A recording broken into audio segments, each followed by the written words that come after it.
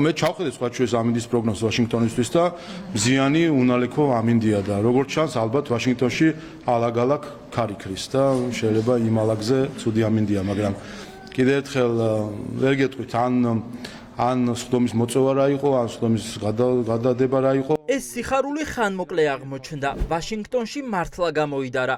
თოვლიც დადნა და ქარიც ჩადგა. უამინდობის გამო გადადებული სხდომები ჰელსინკის კომისიაში ხელახლა ჩაინიშნა. განსახილველ საკითხთა შორის არის საქართველოც. შეერთებული შტატების კონგრესში მოქმედი ევროპის უსაფრთხოებისა და თანამშრომლობის კომისია 11 თებერვალს იმსჯელებს იმის შესახებ, თუ როგორ მოკლეს ოლიგარქის თანამოაზრეებმა საკუთარ ქვეყანაში დემოკრატია და ფეხქვეშ გათელეს ადამიანის უფლებებიც. ვიდრე ქართულ ოცნებაში ქილიკით იყვნენ დაკავებულები, მათ წინააღმდეგ სათქმელიც მეტი დაგროვდა. სავარაუდოა, რომ მომხსენებლები ისაუბრებენ ხალხის დადუმების კანონისა და არაღიარების კრიმინალიზების შესახებაც. დარწმუნებული ვარ, რომ ამ გადადებამ მათ შორის მოიტანა ისიც, რომ დღევანდელი უპრეცედენტის დაგეგმილი მოხსენება იქნება კიდევ უფრო მკაცრი საქართველოსთან მიმართებაში, იმიტომ რომ კანონები, რომელიც დაანონსა ოცნებამ, ეს აღარ არის უბრალოდ რაღაც ავტორიტარიზმი, ეს არის ამ ქვეყნის სრული იზოლაცია, რკინის ფარდის ჩამოყარება და გადადგმული ნაბიჯი კონსოლიდირებული დიქტატურისკენ. Cet მოსმენებზე მოგვისმენია ისეთ შეფასებები ივანიშვილის მიმართ, როგორც არის მისი უნიათო დიქტატორად, უხეირო დიქტატორად უკაცრავად მოხსენიება და დარწმუნებული ვარ, რომ ახლაც მსგავსი და უკიდურესად მძიმე შეფასებები იქნება ამერიკის შეერთებული შტატების კონგრესის მხრიდან. ოლიგარქის პარტია კრიტიკას ვერც ამინდმა გადაარჩინა და ვერც მათმა თავდასხმებმა. ჰელსინკის კომისიაში ღიად განაცხადეს, რომ ქართულმა ოცნებამ ქვეყანაში ადამიანის უფლებები კრიზისში შეიყვანა და თავისუფალი აზრის ჩასახშობად აქამდე არნახული მეთოდები გამოიყენეს.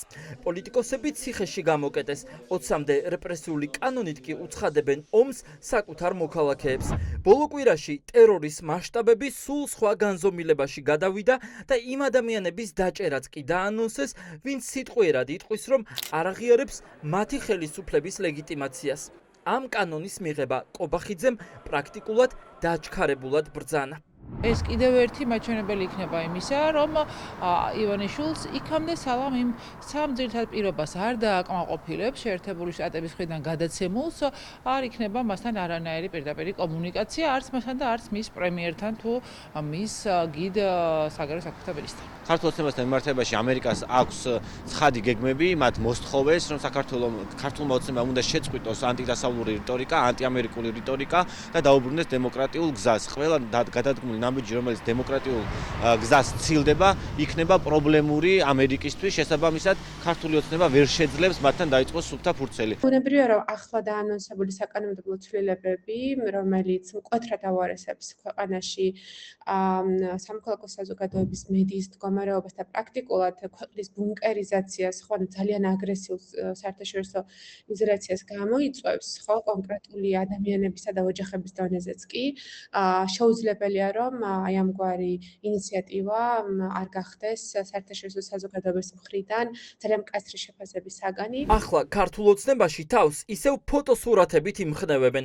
ამერიკასთან ურთიერთობები არ დაალაგებულა, მაგრამ თავად ირწმუნებიან, რომ ხელის ჩამორთმევის დროს გადაღებული ამ ფოტოების მიღმა თბილი საუბრებია. არადა ფაქტია, ჰელსინკის კომისიაში საქართველოს საკითხის განხილვა იმ დროს ინიშნება, როცა სამხრეთ კავკასიაში ისტორიული პროცესები მიდის. მაშინ, როდესაც ამერიკელი პოლიტიკოსები ოლიგარქიული რეჟიმის დიქტატორული სურვილების შესახებ აპირებენ საუბარს, სომხეთსა და აზერბაიჯანში ჯეი დივენსი აპირებს ჩასვლას.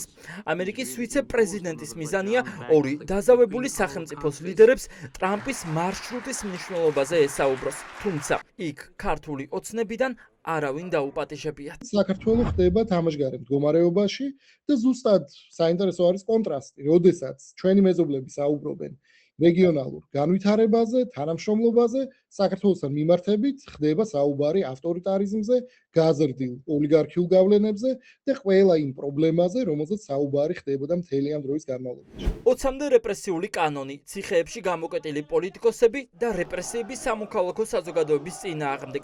ეს არის მოკლედ იმის შესახებ, რაზეც ოთხშაბათს ჰელსინკის კომისიაში აპირებენ საუბარს.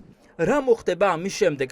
წამოიწევა თუ არა ქართულ ოცნებას ახალი სანქციები? ეს ახლა მთავარი კითხვაა, რადგან ამ კომისიაში გაკეთებული განცხადებები, როგორც წესი, გამხდარა ბიძგის მიმცემით შესაბამისი უწყებებისთვის.